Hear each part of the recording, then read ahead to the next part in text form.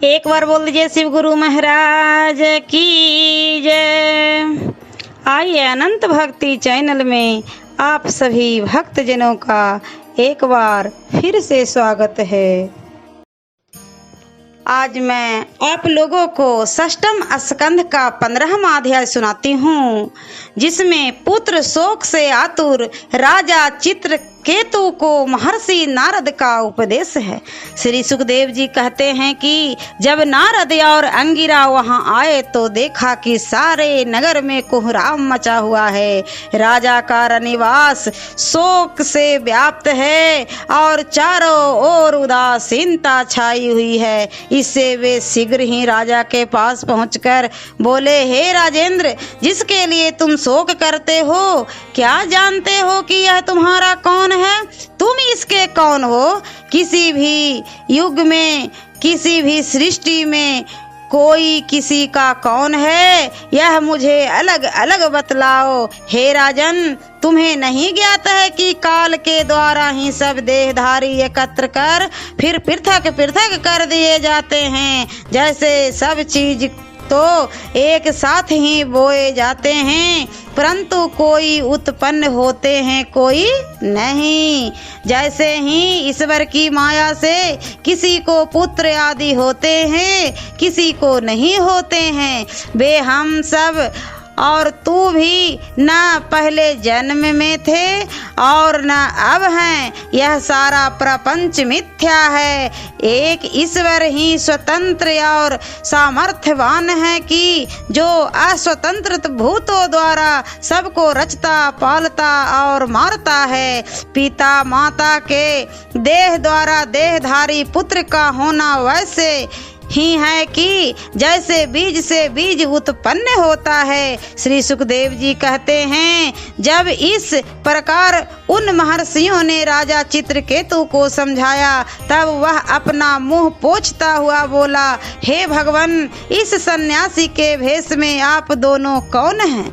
हे प्रभु, आप मुझे कोई ऐसे परोपकारी महात्मा जान पड़ते हैं जिनका उद्देश्य लोगों का उपकार करना होता है। अतः कहिए कि आप सनत कुमार, नारद, अंगिरा, देवल, असित, व्यास, मार्कंडे, गौतम, वशिष्ठ, भगवान परशुराम, कपिल, सुखदेव, दुर्वासा, याग, बलकल, जातुकर्ण, अरुणि, रोमस, च्यवन, पतंजलि, वेदशिरा, धौम्य, पंचशिरा, हिरण्यनाभ, कौशल्य, श्रुतदेव, ऋतध्वज, इन मुनियों में से आप कौन हैं?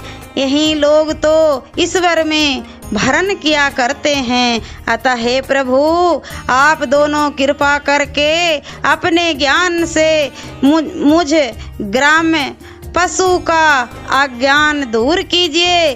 तब अंगिरा ने कहा, मैं वही अंगिरा हूँ जो पुत्र की इच्छा करने पर तुमको पुत्र दे गया था, और यह ब्रह्मा जी के पुत्र साक्षात नारद जी हैं।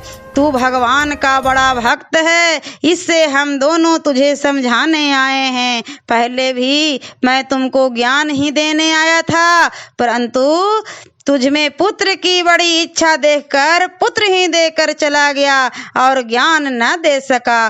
पुत्र वालों को जो कष्ट होता है, अब तू उसे देख ही रहा है।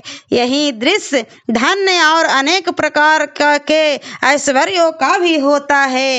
ये सभी शोक, भय और पीड़ा को देने वाला है। इनमें कुछ भी सत्यता नहीं है। यदि ये सत्य होते तो इस प्रकार क्षण मात्र में नष्ट क्यों हो जाते? हे राजन, मन ही वासनाओं के अनुकूल कर्मों का ध्यान करके अनेक प्रकार के कर्म उत्पन्न करता है, और वह शरीर तो पंचभूतों द्वारा बना हुआ है। इसमें बैठा हुआ जीव उसे व्यर्थ ही अपना समझता है, किंतु यह वास्तव में कष्ट ही देता है। अतः इन्हें सत्य न जानो और इन पर भरोसा न करो। ऐसा कहकर अंगिरा जी चुप हो गए। तब नारद जी ने कहा, हे राजन, जैसा इन महर्षि ने कहा है, अक्षरश सत्य है। तुम अज्ञानता को छोड़ दो, इसी में तुम्हारा कल्याण है।